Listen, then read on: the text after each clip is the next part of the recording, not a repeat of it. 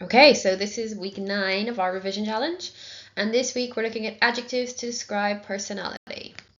So, this is our overview for this week, a slight change to the usual format. As always, we will start with the new vocabulary, then we will go into a brief grammar lesson before moving on to some paired translation tasks to help us use the vocab in real sentences. But there will be no model answer today because these key phrases we're going to look at are more about how we would add detail to something that already exists. And as always, you will probably want a pen and paper handy for this. So these are the new adjectives, the vocab that we will be working with today. So pause the video now and see how many you already know. Okay, las respuestas. Atrevido, adventurous. Autoritario o mandón, mandona, bossy. Simpático, amable, nice or kind. Those are words that are very commonly used, so you might be looking at this list and thinking, right, now I need to use different ones. Egoísta, selfish. 5. Tacaño o desagradable, mean or nasty. And tacaño can actually also be like stingy when we're talking about money. Razonable, reasonable. Animado, lively. Hablador, chatty. Encantador, charming. Travieso, naughty. Now we have perezoso, lazy. Desordenado, untidy. Ordenado o arreglado, tidy or neat. Honesto, honrado, honest. Possibly you could think of honrado as like honorable. Sin sentido del humor, no sense of humor. Enamorado, in love. De buen humor o de mal humor, in a good or bad mood. Molesto, irritante, fastidioso, annoying. And so molesto is a word probably of those three that's the most commonly used. So if you could add another one into your repertoire, that would be good. Insoportable, inaguantable, unbearable, and obediente, well behaved, obedient. That one we should be able to at least work it out as a cognate. Okay, so we've got those now. Let's move on, and we're going to have a quick look at what is the imperfect tense, and you'll see why this will all blend together quite nicely in a few minutes. So first of all, the imperfect tense is a tense that I consider to be an optional luxury at GCSE, as long as you know how to identify it for reading and listening, and we're going to look at a few examples of how to do that, and you can use a few key verbs when speaking and writing, it will be fine. So when I say it's an optional luxury, I mean being able to use and conjugate it and understand everything about the imperfect tense at GCSE is not super important. As long as, like I said, you can identify it and you know some key verbs, okay? If you would like to know more about how to form it, be more confident with it, then comment underneath the video and I can send you some resources. But otherwise, the key things, the absolute key things you need to know are, first of all, the imperfect tense is a past tense. And it is used to describe continuous actions in the past. So that includes describing people and places, which is what we're going to be doing today. And so I find it often helps to think of the past tense as a line, okay? You can specify when the line starts and ends, or just the line represents the past in general. So the preterite tense, which is the other past tense we've seen before, that is used to describe one-off actions, we could put a specific arrow on that line to say this is when this action happens. So I ate dinner. The line is the past tense, and there's a specific moment where I can put my arrow to say this is when that action happened. Then I did my homework. Again, it happened once, and that it happening once can be represented by just a single arrow or a line that's cutting the horizontal past tense line into sections. Okay, so that is the one-off. That's the preterite tense. But the imperfect tense we would think of as something that happened across a duration of the line. Okay, so let's say from here, let's say this first line represents when he was 2 years old, and this line represents 5 years old. So between the ages of 2 and 5, This person used to be or was naughty, and therefore you can see that on the line of the past tense, there is a chunk of that line that is taken up by this action. Therefore, we use the imperfect tense because that tells us that it was a continuous action. It's something that happened more than just in a one-off moment. Okay, it can be quite a difficult concept, so I like using this visual of the line to help you think about, okay, is this something that happened once or was it over a period of time across the line? Okay, so hopefully that's helpful for you. The imperfect tense often uses the word used to in English, but this is not always the case, okay? Like I said here, when I was a child, I was naughty. I don't have to use used to be there. I could say when I was a child, I used to be naughty. But it's not necessarily always going to be there in English, so you won't always have the trigger of, oh, used to, imperfect tense, which is why I think using the line can be helpful, more helpful than just thinking of used to work out if it's the imperfect tense or not. Okay, so the key verbs that we need to know that we're going to focus on today: me gustaba, I used to like. We could also translate that as I liked. Like when I was younger, I liked this, but now I like that. But when I was younger, I liked playing football. That would be represented by like the pink line here, because that would be over a period of time. Era is I or he or she or it was. So kind of helpful that in this tense, I has the same conjugation of the verb as he, she, or it. And that's for something permanent or like a characteristic trait. The next one, estaba, again, can be I, he, she, or it was temporary. Yeah, and we'll see some examples later of actually when we would use era. Think of it as it's a trait of your character. Estaba, something that you might be occasionally, but you aren't all the time. We'll see some examples later in the video. And tenía, again, I, he, she, it, had. And the reason these are highlighted in yellow is because aba is a key indicator of the imperfect tense. So if I see that in reading or listening, I see a verb that has aba on the end or very close to the end. It could be abas, aban, abamos. Then I know that's the imperfect tense, and I'm going to think of that as this is the past tense and most likely something that used to happen, so happened over a period of time. Tenía, the ia is highlighted because that is the other indicator. So aba is if it's an AR verb. Ia is the ending in the imperfect tense for an ER verb or an IR verb. So when I see a verb that ends in ia, again, that should indicate to me that it is the imperfect tense and it is a past tense, something that used to happen. But be careful, because 2 weeks ago we saw the conditional tense, which ends in ria with an R. So it must be ia without the R in front of it. If there's an R, it's the conditional tense. And that is something to note, because that makes a big difference to understanding.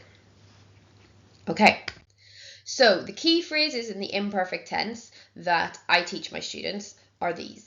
And we are going to use these and practice these in our sentences today. They help you to add any detail to a paragraph you're writing. Great for opinions, great if you're writing in, you could use it anywhere. You could use it with the future tense. When I was younger, I used to like this, so in the future, I would like to, etc.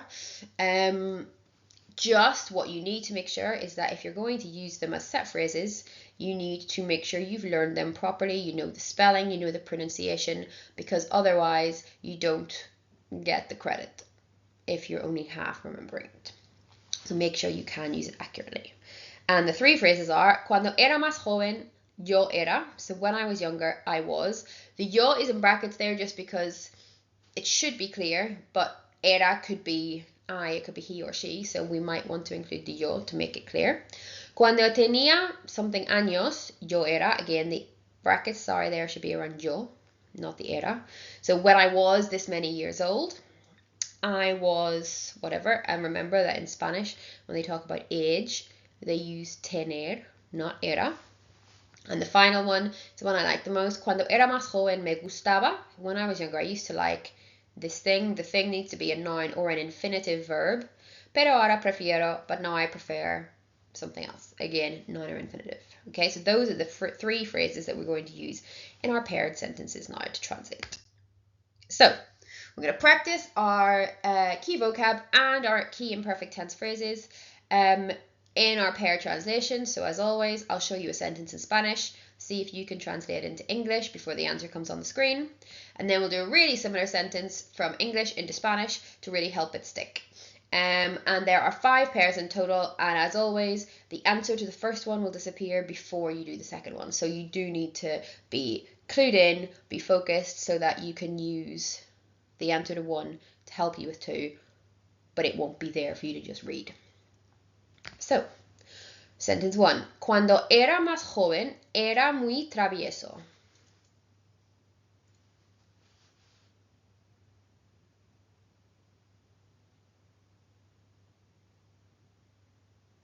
When I was younger, I was very naughty. And here's an example of era being used because it's a characteristic trait, like you would describe the person as that, therefore it has sort of permanent connotations, even though probably we're saying I'm not naughty anymore, but it was part of someone's character, so we use era.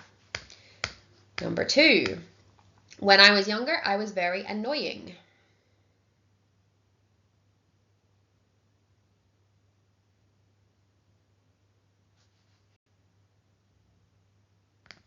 Cuando era más joven, era muy molesto. And so I've gone with molesto just because that's the one that we know the most, but you could have also had irritante, fastidioso, and remember, the wider your vocab, the better. So, number 3. En el pasado, mi mejor amiga era muy egoísta, pero ahora es muy amable.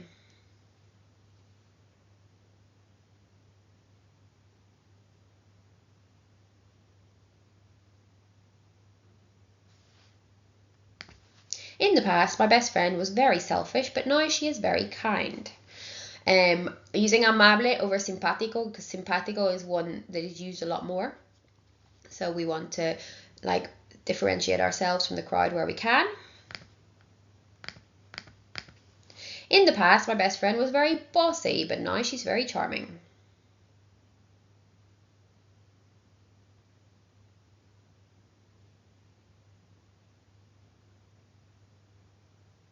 Ok, respuesta. En el pasado, mi mejor amiga era muy mandona, pero ahora es muy encantadora.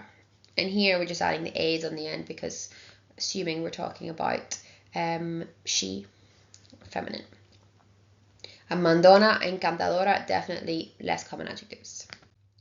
5. Cuando era más joven, no me gustaba pasar tiempo con mi padre porque era muy autoritario.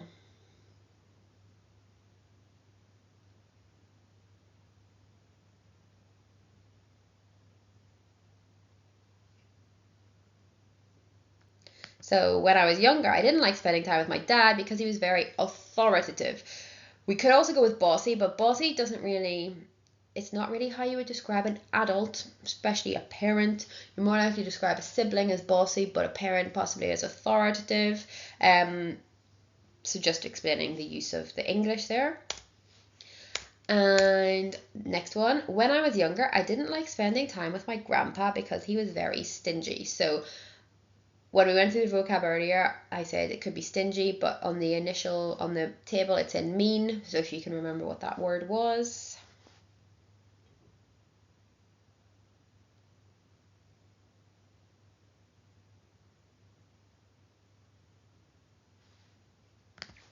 Cuando era más joven, no me gustaba pasar tiempo con mi abuelo porque era muy tacaño.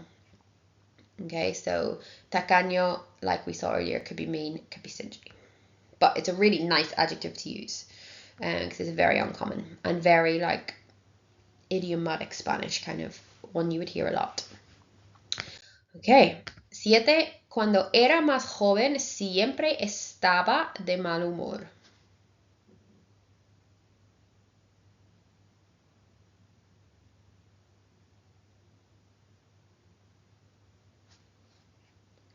That would be, when I was younger, I was always in a bad mood. So here we're using estaba because your mood is something temporary. Like even when I'm saying I was always in a bad mood, that is not part of your that's not part of your personality. It's not your character trait. It's something that is happening like on a temporary basis. Your mood can change in the moment. So that's why we use estaba here, which is usually used for something temporary. Number 8. When my sister was younger, she was always in a good mood.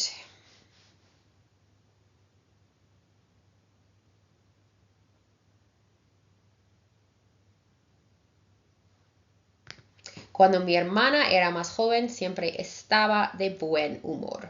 Again, estaba, because it's my mood, it's changeable, therefore temporary.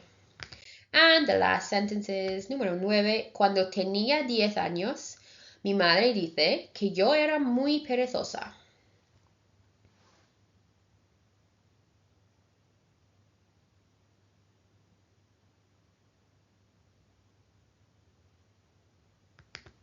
When I was 10, my mom says that I was very lazy. And finally, number 10. When I was 3, my grandma says that I was very lively.